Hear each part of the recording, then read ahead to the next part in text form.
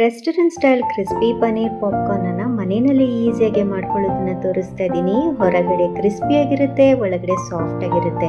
Tea time snack ಆಗು serve ಮಾಡ್ಬೋದು ಅಥವಾ ಪಾರ್ಟಿ ಸ್ಟಾರ್ಟರ್ ಆಗು ಸರ್ವ್ ಮಾಡ್ಬೋದು. ಹಾಯ್ ಫ್ರೆಂಡ್ಸ್, ನಮಸ್ಕಾರ ಎಲ್ರಿಗೂ. Welcome back to my channel ಮನೆ ಕೈ ರುಚಿ.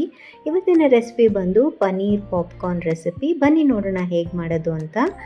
ಮೊದಲು ನಾನಿಲ್ಲಿ 100 ಗ್ರಾಮ್ಸ್ ಪನ್ನೀರ್ನ ಈ ರೀತಿ 1 ಇಂಚ್ ಕ್ಯೂಬ್ ಶೇಪಲ್ಲಿ ಕಟ್ ಮಾಡ್ಕೊಂಡಿದ್ದೀನಿ.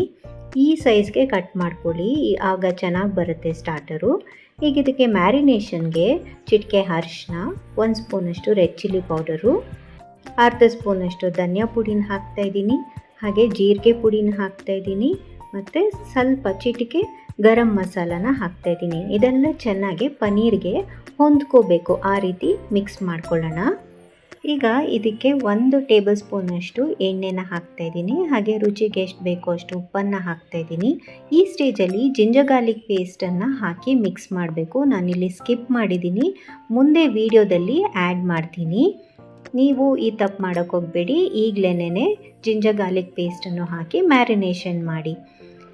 ಈಗ ಇನ್ನೊಂದು ಕಪ್ಗೆ ನಾನು 5 ಸ್ಪೂನಷ್ಟು ಕಾರ್ನ್ಫ್ಲೋರ್ನ ತೊಗೊಂಡಿದ್ದೀನಿ. ಅದಕ್ಕೆ 2 ಸ್ಪೂನಷ್ಟು ಮೈದಾ ಹಿಟ್ಟನ್ನು ಹಾಕಿ ಚೆನ್ನಾಗಿ ಮಿಕ್ಸ್ ಮಾಡ್ಕೊತಾ ಇದ್ದೀನಿ.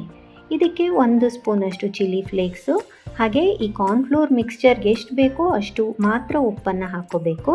ಸ್ವಲ್ಪನೇ ನೀರು ಹಾಕ್ಕೊಂಡು ಈ ಬಜ್ಜಿ ಬೋಂಡ ಹಿಟ್ಟಿಗಿಂತ ಸ್ವಲ್ಪ ತೆಳ್ಳಗೆ ಇದನ್ನು ಕಲಿಸ್ಕೋಬೇಕಾಗತ್ತೆ. ತುಂಬ ಗಟ್ಟಿ ಬೇಡ, ನೋಡಿ ಈ ಕನ್ಸಿಸ್ಟೆನ್ಸಿಗೆ ಕಲಿಸ್ಕೊಂಡ್ರೆ ಸಾಕು. ಈಗ ಇದನ್ನು ಸೈಡಿಗೆ ಎತ್ತಿಟ್ಕೊಂಡ್ಬಿಡೋಣ. ಇದು ರೈಟ್ ಕನ್ಸಿಸ್ಟೆನ್ಸಿ, ಚೆನ್ನಾಗಿ ಮಿಕ್ಸ್ ಆಗಿದೆ. ಈಗ ಇದನ್ನು ಪಕ್ಕಕ್ಕೆ ಎತ್ತಿಟ್ಕೊಂಡು ಇನ್ನೊಂದು ಚಿಕ್ಕ ಮಿಕ್ಸಿ ಜಾರ್ಗೆ ನಾನಿಲ್ಲಿ 3 ಸ್ಲೈಸ್ ಅಷ್ಟು ಬ್ರೆಡ್ಡನ್ನು ತೊಗೊಂಡಿದ್ದೀನಿ. ನೀವು ಯಾವ ಬ್ರೆಡ್ ಬೇಕಾದರೂ ತೊಗೋಬೋದು.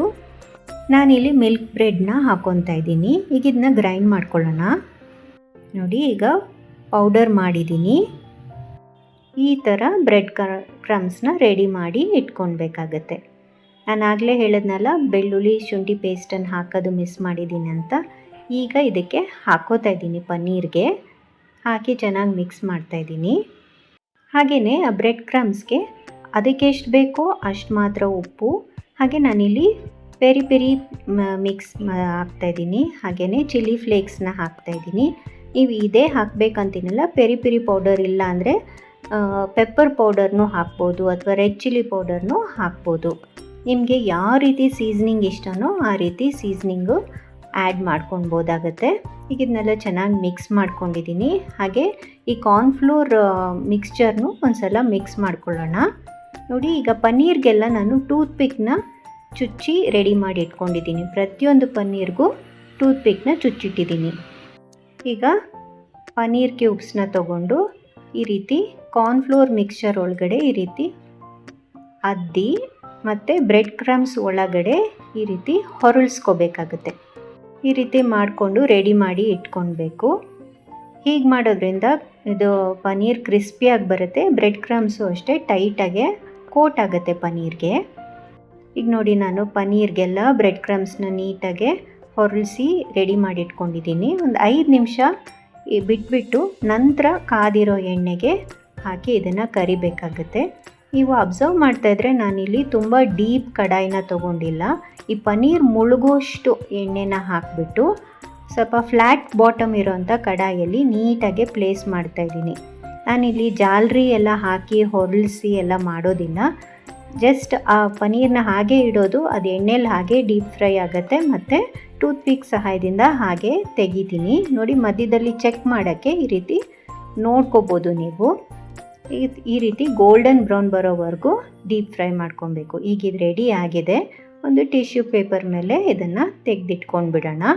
ಎಕ್ಸ್ಟ್ರಾ ಎಣ್ಣೆ ಎಲ್ಲ ಏನಿದ್ರು ಟಿಶ್ಯೂ ಪೇಪರು ಹೀರ್ಕೊಂಡ್ಬಿಡುತ್ತೆ. ಬ್ರೆಡ್ ಕ್ರಮ್ಸ್ ಹಾಕಿರೋದ್ರಿಂದ ಸ್ವಲ್ಪ ಎಣ್ಣೆ ತೊಗೊಳುತ್ತೆ, ಆದರೂ ಪರವಾಗಿಲ್ಲ, ಟೇಸ್ಟ್ ಚೆನ್ನಾಗಿರುತ್ತೆ.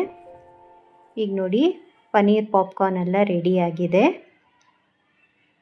ಇದನ್ನು ಸಾಸ್ ಜೊತೆನಾದರೂ ಸರ್ವ್ ಮಾಡ್ಬೋದು ಅಥವಾ ಚಟ್ನಿ ಜೊತೆನಾದರೂ ಸರ್ವ್ ಮಾಡ್ಬೋದು. ನಾನಿಲ್ಲಿ ಮೇಲ್ಗಡೆ ಸ್ವಲ್ಪ ಪಿರಿ ಮಸಾಲಾನ ಸ್ಪ್ರಿಂಕಲ್ ಮಾಡ್ತಾಯಿದ್ದೀನಿ. ನೀವು ಬೇಕಾದ್ರೆ ಚಾಟ್ ಮಸಾಲಾನೂ ಸ್ಪ್ರಿಂಕಲ್ ಮಾಡ್ಬೋದು. ತುಂಬ ಒಂದು ಎಕ್ಸ್ಟ್ರಾ ಫ್ಲೇವರ್ ಕೊಡುತ್ತೆ ಈ ರೀತಿ ಮಾಡೋದ್ರಿಂದ. ತುಂಬಾ ರುಚಿಯಾಗಿರುತ್ತೆ. ಈಸಿನೂ ಸಹ ಮಾಡೋದು. ಮಕ್ಳಿಗಂತೂ ತುಂಬಾ ಇಷ್ಟ ಆಗುತ್ತೆ ಈ ಸ್ನ್ಯಾಕ್ ರೆಸಿಪಿ. ಟ್ರೈ ಮಾಡಿ ಹೇಗೆ ಬಂತು ಅಂತ ಖಂಡಿತ ಕಮೆಂಟ್ ಸೆಕ್ಷನಲ್ಲಿ ತಿಳಿಸಿ. ಹಾಗೆಯೇ ಈ ವಿಡಿಯೋ ನಿಮಗೇನಾದರೂ ಇಷ್ಟ ಆಗಿದ್ದಲ್ಲಿ ಪ್ಲೀಸ್ ಲೈಕ್ ಮಾಡಿ, ಶೇರ್ ಮಾಡಿ ಮತ್ತು ಸಬ್ಸ್ಕ್ರೈಬ್ ಮಾಡೋದನ್ನು ಮಾತ್ರ ಮರಿಬೇಡಿ. Thank you for watching. ಹಾಗೆಯೇ ಮುಂದಿನ ವಿಡಿಯೋದಲ್ಲಿ ನಾನು ಪೈನಾಪಲ್ ಗೊಜ್ಜಿನ ರೆಸಿಪಿನ ಹಾಕ್ತಾಯಿದ್ದೀನಿ, ಆಯಿತಾ? ಮಿಸ್ ಮಾಡದೆ ನೋಡಿ. ಹಾಗೆ ಲೈಕ್ ಶೇರ್ ಮಾಡೋದು ಮಾತ್ರ ಮರಿಬೇಡಿ. See you the next video. Happy cooking.